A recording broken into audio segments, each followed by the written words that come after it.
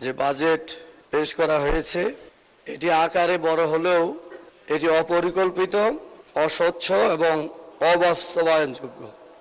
কারণ বাজেটের আকারের সমস্যা নয়, বরং সমস্যা হচ্ছে বাস্তবায়নের সক্ষমতা। বড় বাজেট তখনই কার্যকর হবে যখন পরিকল্পনা বাস্তবায়ন এবং জবাবদিহিতা একসাথে শক্তিশালী হবে।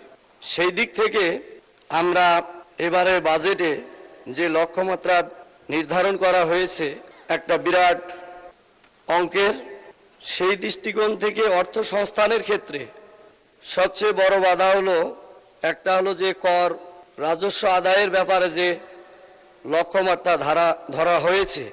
আমি ব্যক্তিগতভাবে অর্থনীতির একজন ছাত্র হিসেবে এটি খুব বড় মনে করব না, কিন্তু বিগত সময়ের যে অভিজ্ঞতা, পর্যালোচনা এবং যে ধারাবাহিকতা, তাতে এই বিষয়টা একটা বড় ধরনের চ্যালেঞ্জ।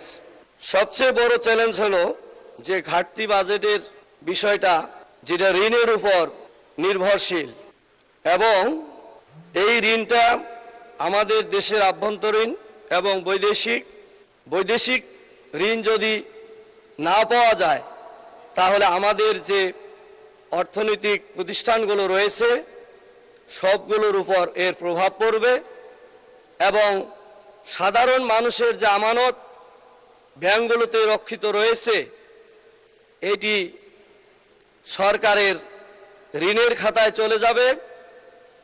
সরকার ঋণ নিয়ে এই কার্যক্রম পরিচালনা করবে, অপরদিকে সাধারণ যারা বিনিয়োগ করবে, যা নতুন করে ব্যবসা বাণিজ্য প্রতিষ্ঠা করবে, তাদের সকল পথ বন্ধ হয়ে যাবে। মাননীয় স্পিকার, আমরা অনেকেই হয়তো বিষয়টা লক্ষ্য করি নাই যে আমাদের যে বর্তমান যে ঋণ, একটা ঋণ আছে আড়াল ঋণ, যেটা 6.4 লক্ষ কোটি টাকা। এটাও একটা বড় ধরনের বাধা আমাদের। আড়াল ঋণ কাকে বলে? যেই ঋণটা সরকারের বা যে কোনো প্রতিষ্ঠানের যে আয় ব্যয় হিসাব যেটা পরিলক্ষিত হয়, দেখা যায়, বা ব্যালেন্স শিট, সেখানে এটা উল্লেখ থাকে না। সরকারের বিভিন্ন মন্ত্রণালয়, বিভিন্ন অধিদপ্তরে বিভিন্ন কার্য পরিচালনার জন্য প্রতিনিয়তই সেখানে যে ঘাটতি পূরণ করে ভর্তুকি দেয়, সেখানে দেখা যায় যে এই ঋণের মাত্রাটা যোগ হয়ে যায়, যার কারণে এটাও একটা বড় ধরনের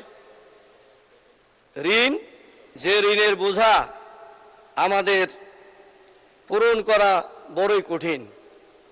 এই জন্য আমি মনে করি যে এই বিষয়টা অত্যন্ত বড় বাজেট নিলেই হয়েছে বেশি কাজ হবে, বিষয়টা এমন নয়, এবং এটা অযৌক্তিক বলে আমি মনে করি। রাজস্ব আয়ের ক্ষেত্রে আমরা আয়কর আমরা দেখছি যে প্রত্যক্ষ করের চাইতে পরোক্ষ করের দিকে বেশি আজকে ঝুঁকে যাচ্ছে সরকার।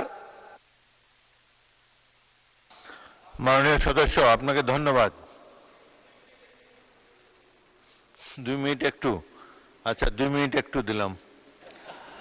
তো সম্মানিত মাননীয় স্পিকার, যেহেতু সময় কম, তো আমি যেটা বলতেছিলাম, এই আয়কর তোলার ব্যাপারে আমাদের পরিকল্পিত যদি টার্গেট করা হয়, বিশেষ করে 10% লোকের কাছে আমাদের 58.38 বাংলাদেশের সম্পদ তাদের কাছে রয়েছে, অথচ এই লোকগুলোকে আইডেন্টিফাই করে তাদের কাছে যদি আমরা প্রত্যক্ষ করটাকে জোরদার করি তাহলে এটা খুব সহজে আমরা এটা পাবো।